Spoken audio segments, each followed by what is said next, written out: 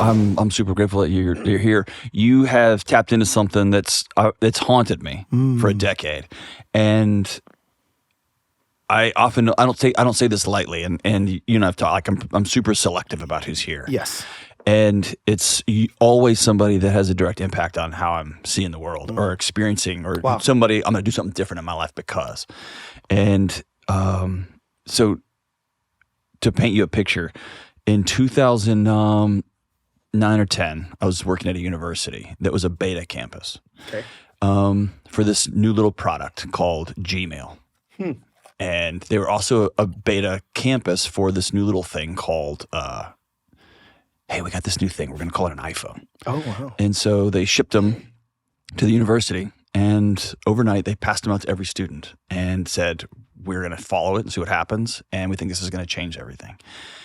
And so I was working in student affairs, which is like student mental health, student crisis care, drug use, where they live, all that kind of stuff.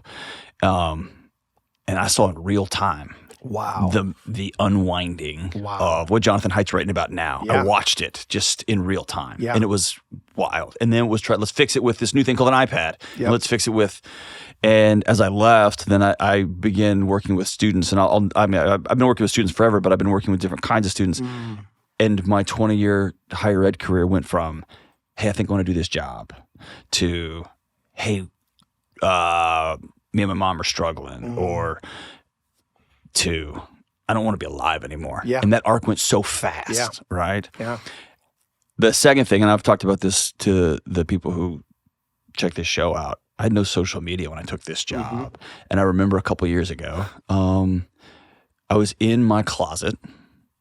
There's a door. Inside my bathroom, there's a door. Inside my bedroom, there's a door. And my kids are running around. And I was in the dark scrolling. And I remember I just started laughing. And I was like, oh, you got me. Y'all got me. Y'all got me. I used to preach to parents. You got, well played. Well played. And so I found myself in this loop of I don't know what to do. And I say that like I know what to do. Sure. And yet. Absolutely. And then your book shows up. And so I'm like, who's this guy? So I called a mutual friend of ours. He's like, no, Carlos is the real deal. And so, and then you spoke this morning, and I literally walked out of the event this morning and talked to my wife, and was like, hey, you hit the final domino piece for me. Yeah, wow. And so I'd love just to kind of start here. Yeah. Walk me through. It's Sunday afternoon, and that little tag comes across your phone. Sunday afternoon, we all get it, unless you've turned it off. Whether you're an Android user, an iPhone user, or iOS user. And the screen time notification comes across, and it says you have averaged so many hours and minutes a day on your phone, which honestly, it's not a very impactful moment for any of us. We swipe it away, or we see the number, which mine happened to be 7 hours and 23 minutes a day. And I would see that for weeks on end, or 8 hours, or 9 hours, or 6 hours. And I just swipe it away. Okay, cool, whatever. But for some reason, this one particular Sunday, I decided to do the math. I don't know why. I was like, let me just do the math. So the math told me that I spend 49 hours a week on my phone. So I was like, okay, hold on. That's 2 entire cycles of the sun. But awake time, that's like 4 days, right? So like I'm not counting sleeping. No one's on the phone when they're asleep. So just being awake, 49 hours of awake time, that's actually 4 days. That's work plus overtime. Yes, that's crazy, right? And so that I was is like, a full-time job plus overtime. Yes, that I'm staring at 6 inches of LCD in my hand. So then I was like, well, that's kind of crazy. So then I kept doing the math, and that math showed 100 days a year. So over 3 months a year, I'm looking at my phone, and I'm like, oh my gosh, how? I know why the notification doesn't say this. Can you imagine if the notification said, you spend 3 months a year looking at, like, that would change things, but it doesn't do that on purpose, I'm sure. Then I did one more equation, and it showed that if I lived to be 80 some odd years old, and again, at the time I was 48, I will lose over 12 years of my life looking at a screen. And that was my tipping point. That was the point for me where I was like, okay, I don't want to lose a decade of what I have left staring at this stupid thing. What's it doing to my soul? What's it doing to my brain? What's it doing to my relationships? I want to know what this is actually doing, what the damage it's doing, because I know some of the good things that it does. Like I help people. That's our jobs. That's our jobs. Like I talk to people, and I know that it helps people.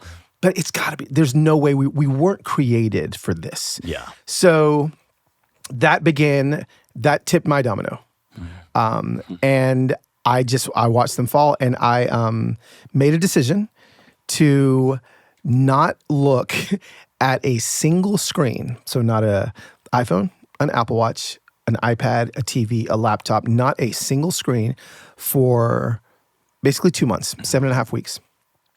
And I wanted to see what would happen. So in order to add a little data to it, I got a hold of a neuroscientist in Los Angeles. And I said, would you scan my brain before and after so I could at least see if there's anything that would happen? This is wise. This was wise. Yes, just so I could see. And he's like, absolutely, we'll do it before, we'll do it after, and I'll do some cognitive memory testing on you as well. Okay.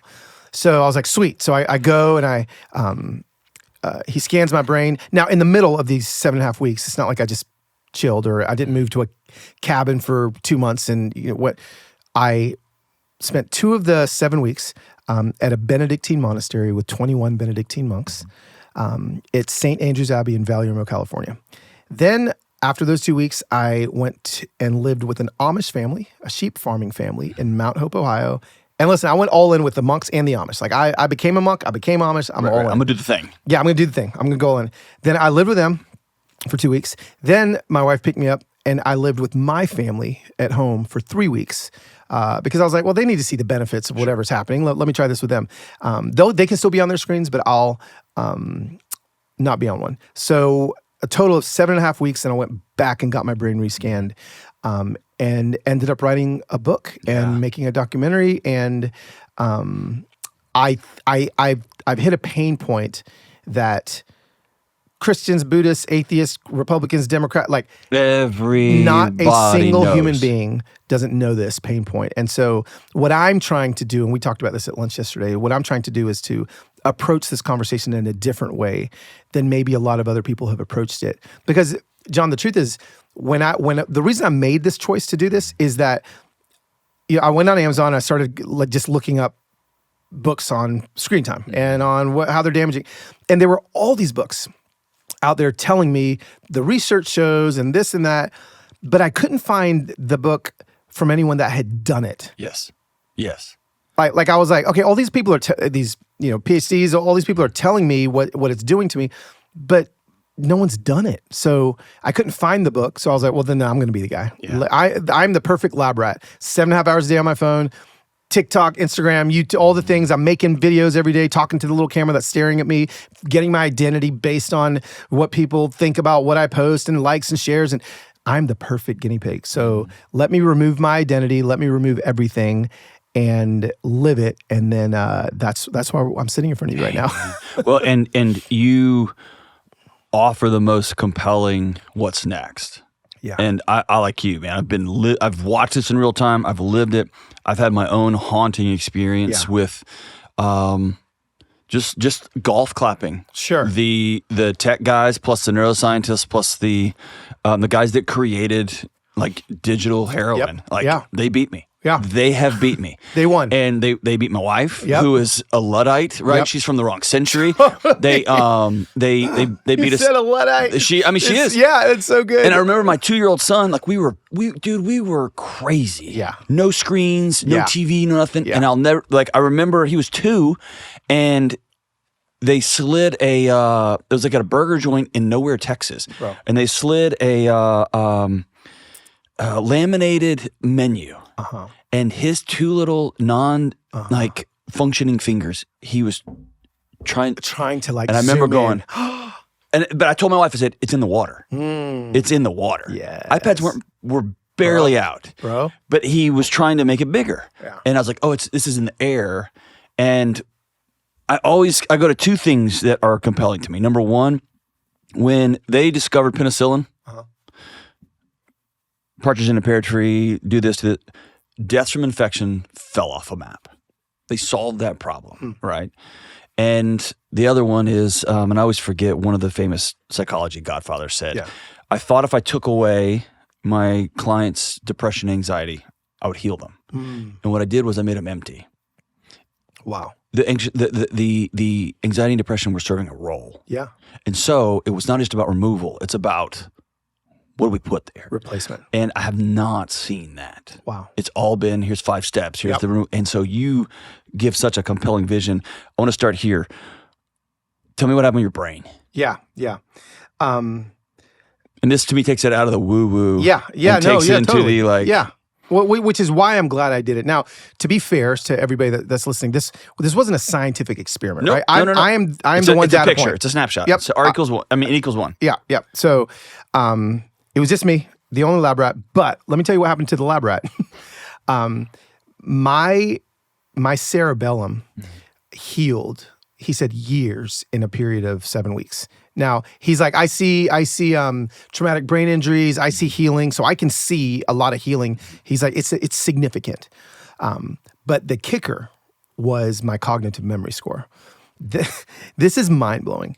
When I did not look at a screen for 7.5 weeks, now the cognitive memory testing I felt like I was in Stranger Things. Like I walked into this office with fluorescent lights. It looked like a hospital room with a 1987 IBM computer, and it would just flash faces on the screen. And so it flashed different black and white portraits at me, and I'd watch it for like 2 minutes, then it would stop for a minute. This is one of the tests. And then it would flash more faces. And every time I remembered a face, I'd have to hit the space bar, right? So those are the kind of tests that I was doing. Remembering numbers, numerals, all those things. My memory went from the 50th percentile of adult men in America to the 99th percentile. There was only 1% of men with better memory than me when I finished this experiment. So that is profound. Profound. In a country where cognitive decline is taking everything from us. And my father has dementia. Right. I moved my mom and dad a year ago into the house across the street because my father, who's one of the brightest minds, incredible speakers, communicators, now doesn't even recognize me and who I am. And so let me tell you, when I went to the neuroscientist clinic, I was not only there was this fear. I'll be honest. There was this fear when I first got the brain scan that he's going to be like, "Oh, bro, I know you want to do this experiment, but you got about 5 years, right?" Because they can see it. You can see it coming. And the breath that filled my lungs when Dr. Amen walked in and goes, I know your father has dementia and I know you're worried, but I just need to tell you something. I've seen dementia brain. You don't have it. Like, bro, it was like I could take the biggest breath. Yeah. So, the brain part was very important to me because I wanted people to know that things were shifting that I wouldn't have been able to tell just by telling the story. And it's not woo-woo, and it's not like I felt different. I did a thing. So I had that. But here's the kicker. When I was done, I didn't have to go back to his clinic, bro. I was so freaking sharp by 8 weeks. Like I felt like a different human. I'm glad I went back to get the testing done because it confirmed what I thought had happened. But yeah, my brain changed. My brain healed. So it's so bizarre to me how I missed this. But one of the most magical parts, I think, the most amazing parts of the human body is how it diverts resources to things that are in use, and it takes resources from things that aren't being used. Yeah. And if every minute of every day I'm grabbing this phone, where do I need to go? Bro. What's the answer to this thing? What does it look like? And I love, you told a story. It was so great. It's so hot outside. That's not enough. I need to know the quantitative number that identifies how hot, instead of just letting it be hot. Just letting it be hot. It'd be real hot. Yeah. Or not super hot. Totally. And so God, how I miss this, of course that part of your brain atrophies. Memory. Yes. Insight. Yeah. Intuition. Of course your brain doesn't use it. Right. Because we've outsourced it. We've outsourced all of it. All of it. Literally all of it. But I think the part I didn't recognize is that's humanity. Yeah. That's us. Yeah.